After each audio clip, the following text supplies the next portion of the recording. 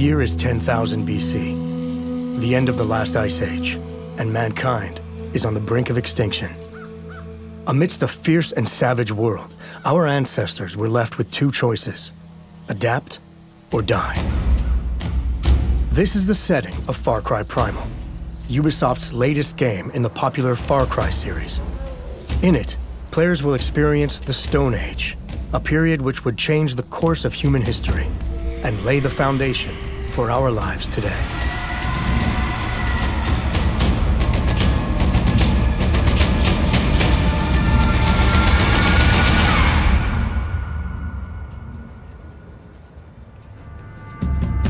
We wanted to build a pure Far Cry, the original Far Cry.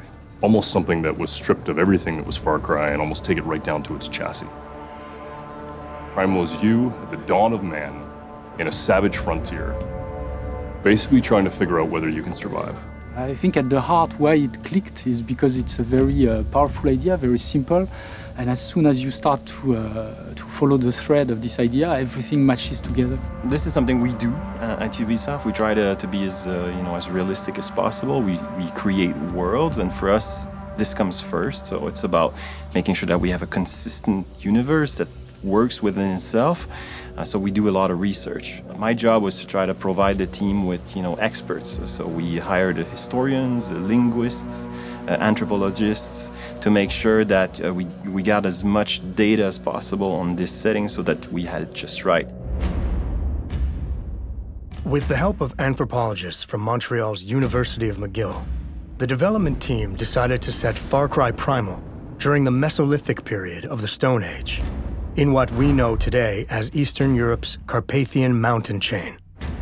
As the Ice Age ended, this region became a verdant climate where life flourished, where tribes from Northern Europe, Western Europe, and Mesopotamia intersected as they migrated across the continent in search of resources. This made for an ideal setting for a Stone Age game. By taking the prehistoric age, and especially the Mesolithic era, we are right into the first frontier, the first time people were actually going to fight for land. Far Cry Primal takes place in a giant valley called Uros, and in it, players will encounter many different human tribes. Each of these tribes depicts an important branch of prehistoric humanity, and each carries their own culture and set of beliefs. The Winja tribe is a tribe of, originally a tribe of hunter-gatherer. They were traveling throughout Europe, following the food all year long. But when they found Oros, which was full of life, they started to settle down. The Isila are the most advanced tribe. They have almost like 1,000 years of advance. They come from Mesopotamia. They already master irrigation and agriculture, and they are so advanced that they consider themselves above the other tribes. And they started to capture Winja and Udam to do their labor. So in a sense, they're the first slavers. During their research, a third possibility emerged that fascinated Far Cry Primal's development team. Throughout history, there have been known anomalies in human development, groups that have evolved in total isolation for hundreds or even thousands of years. The Udam tribe is an exploration of this concept. The Udam tribe, in order to survive, started to resort to inbreeding. So now they're like a dying breed. They don't know what's going on with themselves, and they're looking for a cure, something that would save them. And they scavenge Oros to eat people that they think might be stronger than them and would provide them the cure.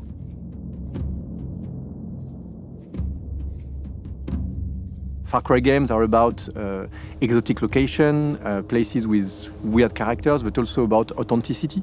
And the language is really essential. We wanted the characters to speak something that could have been spoken at the time, so we turned to experts that we found to help us recreate a language that has been dead for 12,000 years.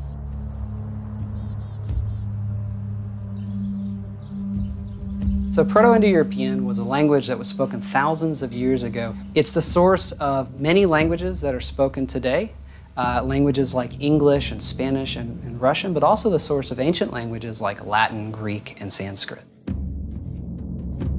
There are a number of words that we can reconstruct or we know to have existed within Proto-Indo-European. So for example, the word for water was water. The word for brother was brachted. Now we figure this out by looking at what the languages that were actually written down, the languages that are spoken today, what do they say? So if you look at the word for brother, in English we say brother. In Latin they said frater. In Greek, there's a word that means a member of a secret society called prater. And in Sanskrit, they have bratard. And you can take all of these things back to something like brachted. Sometimes we ran into problems where there weren't words that we can reconstruct for Proto-Indo-European. We know of about 20 different roots for the verb to shine, but we have no idea how they said yes. To figure this out, we had to think, well, how would you make up a yes, right? So what we thought was to have some sort of expression like, it is correct. In Proto-Indo-European, that would be something like, rektom hesti.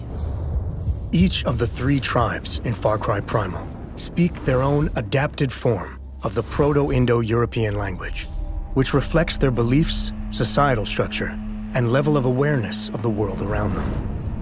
For Wenja, we wanted a language that Proto-Indo-European could have come from. So we looked at certain very ancient features of Proto-Indo-European, and we assumed them to be the baseline for not only the Wenja tribe, but also the Udam. Takar guasham, guasham ha, guarpati pachars. Tubuama parshai. Aisha ul udami pan. The creative team views the Azila as a more advanced tribe, so we thought it would be a good idea to give them a more advanced stage of the language. Hisilachwe porhe hiotsti. Tod we hesti subnieti. Well, we know that there were certain sounds within Proto-Indo-European that are very difficult for English and French speakers to pronounce. We also knew that we needed a language that was easily learnable, right? So when an actor is performing in Wenja or performing in Azila, they're not just memorizing lines and just going with it. They're learning the meaning of every word, they're learning what the grammar of that sentence is, and they have to perform it as such. Getting the game's actors into character was a huge challenge, as our ancestors had none of the mannerisms that are a part of our modern body language. To tackle this challenge, movement coaches were consulted to deconstruct how early man moved and reacted. You know, the movement coaches, we would start with a warm-up and rehearsal before the shoot. And that consisted of breathing. It consisted of walking, figuring out where your center was so you can drop your center. Modern man walks more upright. So we had to learn how to drop our center of gravity. We had to learn how to not do things that we normally do, like point at people and, you know, just gestures you don't even think about. I convinced Footy, the director, I was like, please, please, please, can I do an immersion language class with the actors? Because I wanted them to really feel like they were speaking this, that they were living this experience. The first day, I came in and the actors didn't really know what they were going to do. They thought we were going to do some grammar or something like that. And I did a full immersion lesson. Machi, salwa urus dagua. For me as the actor, it was a challenge because it was something that I'd never done before. I'd never acted in another language, and especially a language that is not known.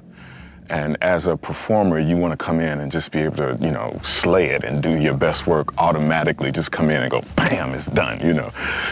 I couldn't do that with this. We had to learn the language. We had to learn how to move differently. I had them talking to each other, asking each other questions in Wenja. I had them introduce themselves as their character.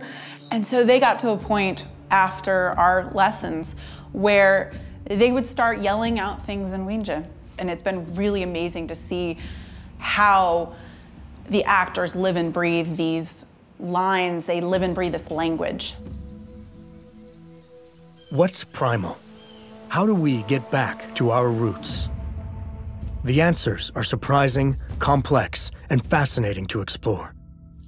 It has taken the combined work of directors, animators, programmers, and actors to step into the mindset of Stone Age humans, to think like them, and gather insights that will ultimately bring this ancient world to life. This is really something that's fascinating when you explore the life of men 12,000 years ago, is that they were very close from what we are. They had beliefs, they started to have, they took care of their dead, they wanted to teach the future generation what they had seen and what they had experimented. So they were already really very close from what we were. I think as people, we do tend to live in behind us or in front of us, and we miss what's happening right here. But in Primal Man, he had to be aware of what was happening right there because everything was dangerous. You can see how simple life was back then, how fragile it was at the same time. People lived 30 years max. It was hard. It was really hard. So again, this, it's, I guess this game will make you feel more connected to nature and to what being a human is.